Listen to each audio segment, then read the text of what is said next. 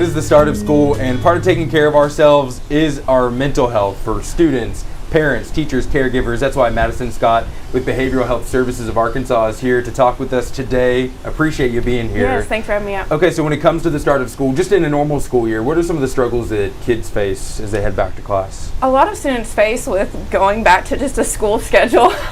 Waking up, everyone hates alarms, especially on a Monday.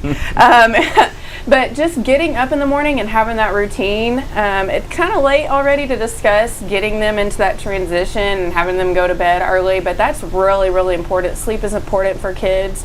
A lot of kids need anywhere from 8 to 10 hours of sleep. They're using their brains all day long. So that's really important. Just the free time is just not there for them anymore, so that's really hard, and the discipline is probably a little bit more at school than most homes, so they don't have that freedom and that will to say whatever they want or do whatever they want anymore.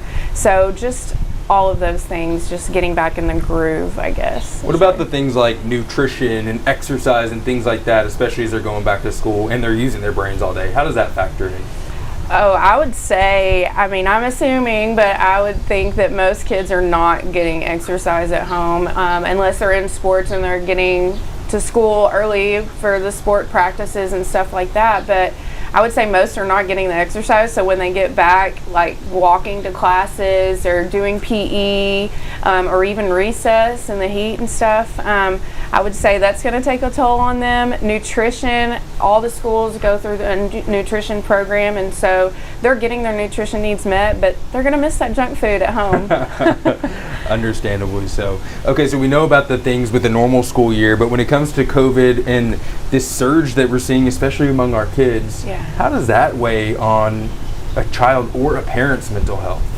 Oh, being a new mom myself, it is so scary now, especially since we're seeing the numbers increase all across the board, but especially for kids, like it's increasing. A lot of children are now eligible for the vaccine if that's what they choose to do. But I would just encourage the parents to practice kind of like going through like grief therapy, because can be grieving to think about the unknown. And focus on anxiety and mental health, and talk to their children about maybe seeing a counselor or a therapist, even for minor things like just anxious about not knowing what tomorrow brings.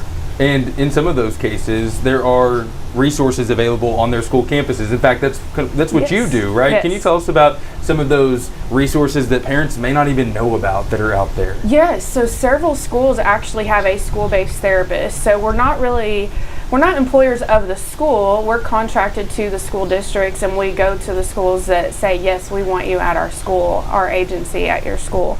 So we are there sometimes just a couple days a week, sometimes every day of the week. It really just depends on how many kids we service at the school. But they can talk to their principals, they can talk to their teachers, they can talk to their school counselors about getting a therapist. Everyone in their school, adult-wise, should know about that resource. Okay. So, and you hit on this a little bit, but if someone sees their child struggling a little more than normal, maybe a little more anxious than normal, what would be your action steps that you recommend for them? I would first talk to them about what are they anxious about, what are they worried about, what are they scared about, those kinds of things. Talk to them. And then I, as a parent, I would be on the phone contacting the school saying, okay, is there a therapist at the school that can start seeing my child for anxious? Or maybe set up an appointment with the school counselor, because they'll know to be able to refer them to the school therapist if it's needed further. Some school counselors, not all, but some school counselors are willing to meet with the child, a couple times a month if it's minor anxiety and just needs a check-in. But I would definitely encourage to set up an appointment with a school counselor first and go from there. What about loneliness? Because I think a lot of kids have experienced that over the past, coming on 18 months now, 16, 17 months. How do you address that, especially for those kids who are still staying virtual at home because of health concerns? That question really breaks my heart, because it's so important to have social life in any factor, but we're starting to see an increase of social life over social media, and that, as we've seen in the past, can increase in bullying and trying to set yourself up to a higher standard and not feeling inadequate. So just it's heartbreaking because they do need that social life and not always on the computer. So I would just encourage parents to try their best to get out and do outdoor activities, like set up some friend time, go to the parks, go to the movies and social distance, even do a camp out outside, something along those lines to have like in-person social life time. I can't tell you how many times over the past, again, year and a half that I've thought to myself, I'm so thankful I'm not a parent right now, because I can only imagine the decisions that parents are having to make and the difficulty that comes to that. What is your message for parents who are struggling? Do I send my child back to school in person? Do I let them go to that sleepover? What would be your message to those parents? That's hard too. I guess up to their own discretion, their own comfortability purposes. I'm all for the social life, especially if everyone at the party or sleepover or at the school has done the appropriate measures. But that's just going to be up to the parent. But don't keep your kid isolated out of just fear alone. If fear is the only thing keeping your kid from going to do an activity, then I would highly encourage them to reevaluate. If they're doing it for like safety purposes, or if the child has other underlying conditions and they're worried about that, that's one thing.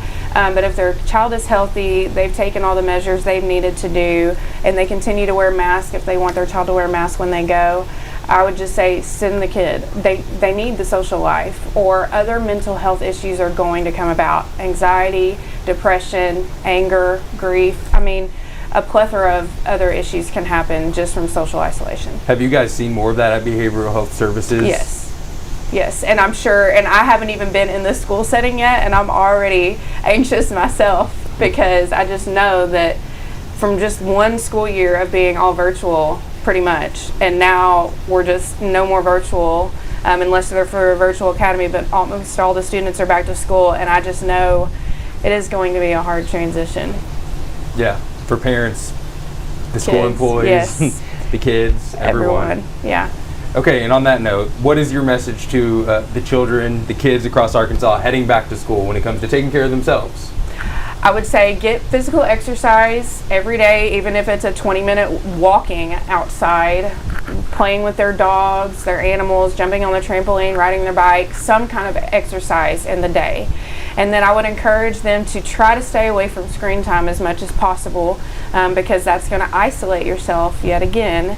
But FaceTiming friends is even better than just talking to them on the phone or texting, because they're actually seeing that face-to-face interaction. So a lot of FaceTiming is better than no in-person contact at all. And just trying to do things outside. Get outside, get that fresh air. Yeah, that can help a lot for any of us. Yes. Well, Madison Scott with Behavioral Health Services of Arkansas, thank you so much for being here with us. And you can find all of our Mind Matters segments right here on thv11.com.